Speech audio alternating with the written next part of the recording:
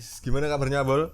Alhamdulillah sehat sekali. Sehat sekali. Kemarin dengar habis tumbang ya, Bol ya? Iya, kemarin dari Salatiga 3 hari itu.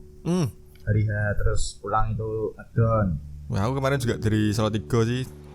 Sebelum dari Salatiga aku dari Wonosobo. Wah, capek itu. Capek sekali, Bang. Kemarin aku bener-bener tumbang. Wih. Sampai tumbang lah, ini masa-masa pandemi kan. Nah ya, kita tetap harus semangat menjalani terus. kehidupan. Boleh. Bagus sekali gitu. Harus seperti itu. Iya betul. Jadi gimana, Bang? Sehat? Sehat sekarang. Oke, udah sehat ya, alhamdulillah. Jadi gini, Bol, aku akhir-akhir ini tuh tertarik sama Gimana? Gak apa ya, pelan-pelan aja ya? Pelan-pelan, santai aja sama saya tuh. Ya emang hawa-hawanya pengen ketawa tapi kan santai. Coba aku jangan ngeliat kamu lah. Gak apa-apa.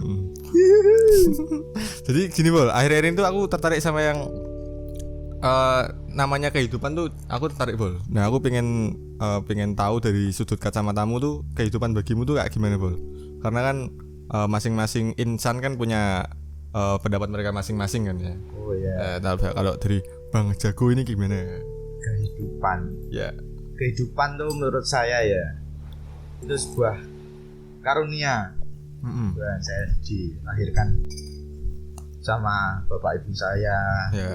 Punya kakak seperti kakak saya, itu kan sebuah karunia dari yang atas, dari Gusti Allah. Ya saya harus bersyukur. Adanya ini ya dipakai ini di depan, adanya itu pakai itu. Kita semua kalau hidup itu kalau dikasih terus jor-joran namanya nikmat, kita tidak bisa merasakan namanya rekoso. Berarti suatu nikmat itu ada karena ada suatu kerekasaan itu ya, Bang ya? Ya, kui rekoso, kui bakal ngunduh. Jadi bakal ngunduh kui penake kaya piye, nikmate kaya piye. Betul Bang. Berarti orang merasa nikmat kalau pernah merasa rekoso. Jadi kamu jangan pengen nikmat terus. Dari kan hidup tuh kok pengen di atas. Kamu pengen uangnya banyak, pengen gini tapi nggak pernah namanya usaha, namanya sholat, namanya berdoa. Ya walaupun sholat bolong-bolong tapi kita masih bisa mengusahakan untuk sholat, itu tidak apa-apa, tidak masalah. Jadi kamu namanya habis sholat, misal kamu punya masalah dalam kehidupan, kamu sholat gak apa-apa, berdoa. Terus kalau kamu masih gelisah dalam masalah itu, habis berdoa, habis sholat semua, kamu apa yang harus dilakukan? Pasrah aja. Karena yang ngatur kehidupan kita di atas. Kita tidak bisa mengatur karena itu adalah takdir kita untuk menjalani kehidupan besok itu seperti apa. Wah, betul banget sih, Bang.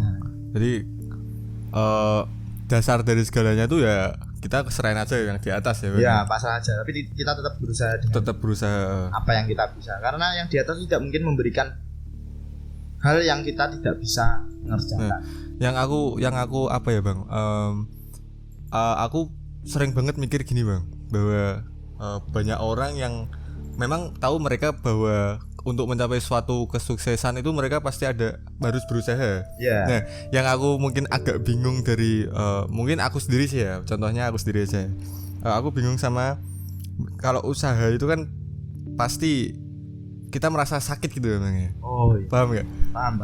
Yang mungkin yang ditakutkan banyak orang itu ketika mereka takut akan rasa sakitnya itu sih, Bang. Betul gak sih? Kan? Ada suatu apa ya, penghalang gitu, Bang. Jadi mereka jadi nggak berani berusaha itu. Karena udah mikir dulu, wah aku habis ini kalau misalkan kerja keras tuh aku bakal ngerasakan sakit yang luar biasa gitu. Enggak apa-apa, namanya orang usaha itu mesti ada dibomburi nang piye. Dibomburi itu resiko yang dia dapat tuh apa setelah berusaha. Ya itu harus dilakukan, itu namanya resiko. Kan kita melakukan tindakan mesti ada resiko seperti ini, seperti itu. Jadi tidak masalah, itu adalah kalau kamu melakukan usaha tapi tidak ada resiko, ya kamu tidak akan membuat usahamu itu ada terus. Jadi cuman usaha kamu dapat gini-gini toh, resiko seperti rugi tidak ada, gini-gini ya kamu tidak bisa merasakan ruginya orang usaha itu seperti apa, rekosonya orang usaha itu seperti apa. Tapi kan gini, Bang, banyak sekali orang yang mungkin mereka menyamakan parameter kesuksesannya dengan parameter kesuksesan orang lain gitu, Bang. Nah, itu mungkin yang menjadi persoalan nih, Bang ya. Jadi mereka merasa bahwa usahaku udah sebesar yang udah aku rasain ini, Nah, tapi kok aku masih merasa kurang dari orang itu ya gitu kan ya Bang. Itu bukan besar kecilnya usaha kita, bukan. Itu ya namanya kita hidup itu gini, kayak yang tadi saya bilang awal itu, kita kasih ini ya ini. Kamu kudu bisa bersyukur apa enggak, merasa cukup atau tidak, atau merasa lebih dari cukup, itu alhamdulillah kita lebih bersyukur. Kamu bisanya itu, dapatnya itu, ya sudah, kita usaha lagi mencari. Entah itu nanti ada mukjizat apa, dikasih banyak brek gitu. Itu namanya kayak gini.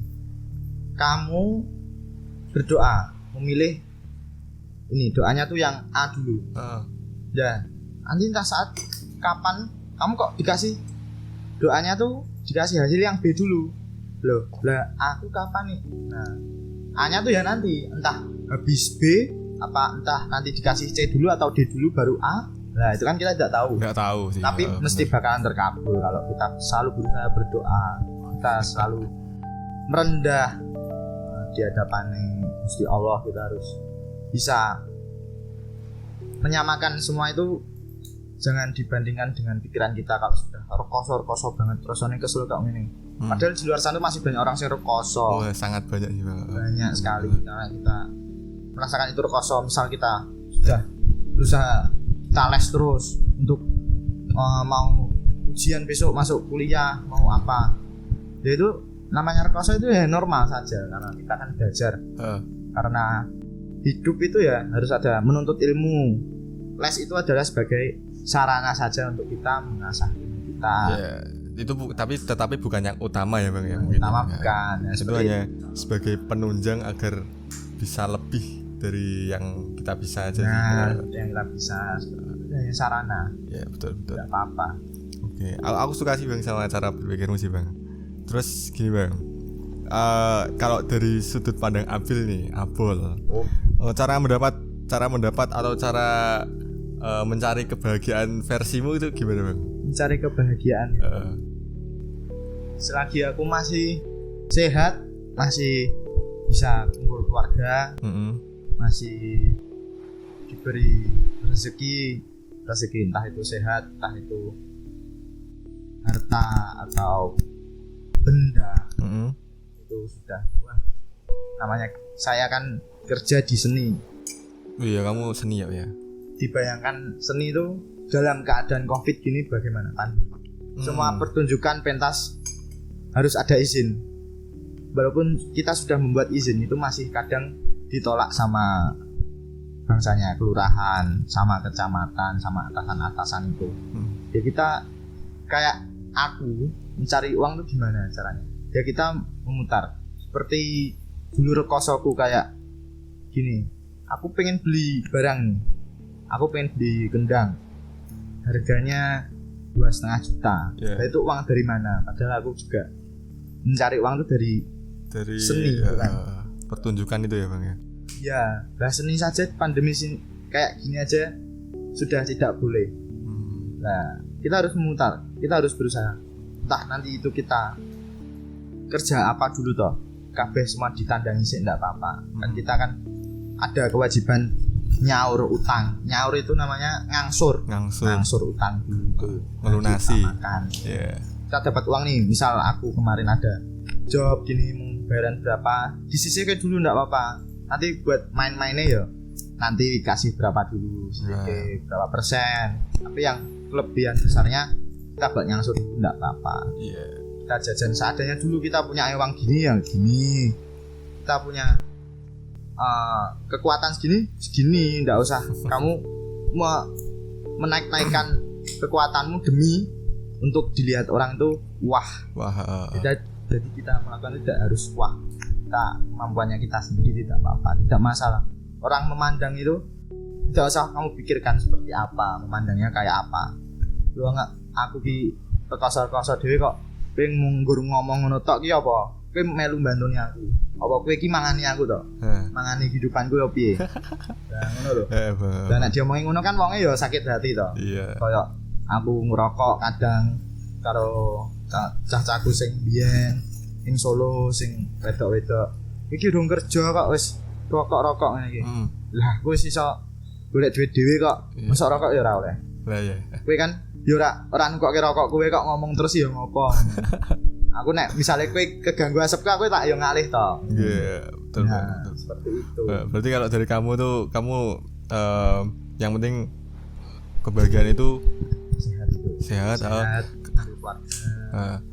Terus kamu juga memandang kebahagiaan itu harus untuk diri sendiri dulu yang terpenting ya Bang ya. Ya. Dalam arti mungkin yang kamu katakan tadi yang penting tuh diri sendiri dulu yang bahagia, terus baru kita memikirkan untuk kebahagiaan orang lain. Nah, jadi seperti ini kehidupan itu. Kamu punya hidup tuh dalam keluarga. Ada keluarga inti sama keluarga besar. Oh ya. Kamu misal ini ya, alhamdulillah ya punya rezeki. Kamu kerja direktur Jakarta. Kamu gaji hampir 50 juta.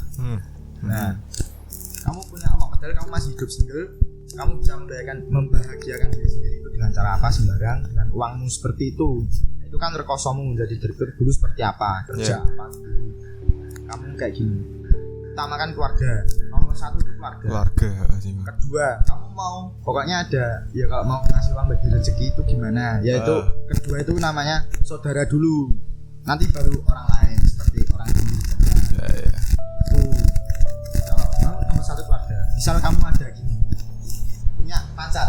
Ya, wis. Amin sih. Punya pacar. Kamu belum punya pacar ya? Belum Bang. Waduh. Sekolah dulu enggak apa? Nyari sekolah dulu baru nyari betul. pacar. Yang penting tuh ilmu dulu sih Bang, aku Bang. Dulu. Jadi kamu punya pacar, terus pacarmu pengen tuh kamu mengutamakan pacarmu itu. Nah, kamu bisa memikir lebih dalam. Nomor 1 tuh keluarga, nomor 1. Nomor 2 itu tuh masih ada namanya keluarga besar itu. Keluarga besar ya.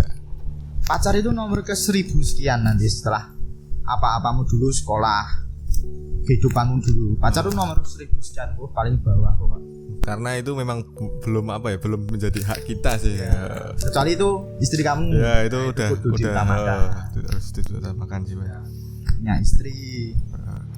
Terus aku pernah kepikiran gini Bang. Ini pertanyaan yang selalu terbayang-bayang di pikiranku sih Bang. Aku cuma pengen tahu mungkin dari sudut pandangmu kayak gimana nanggapinya gitu ya Bang.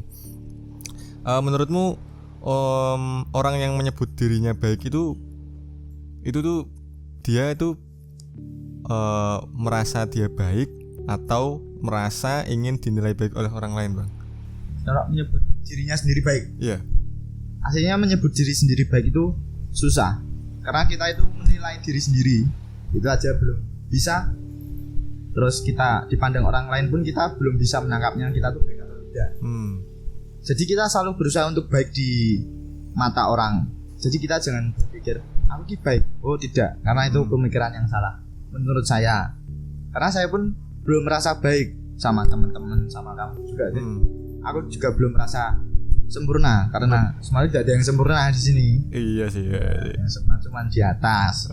Saya cuma dibikin ya kayak gini karunianya, terus berkumpul namanya punya teman ya kumpul sama teman, keluarga kumpul sama keluarga. Ya seperti gimana ya? Kalau baik itu bisa dikatakan beneh itu orang yang ngerti tingkah laku sopan santun tata kramane kaya piye empan papan dilakune sing empan papan tuh seperti gini, kamu tahu tempat tahu waktu, nah tingkah laku baik.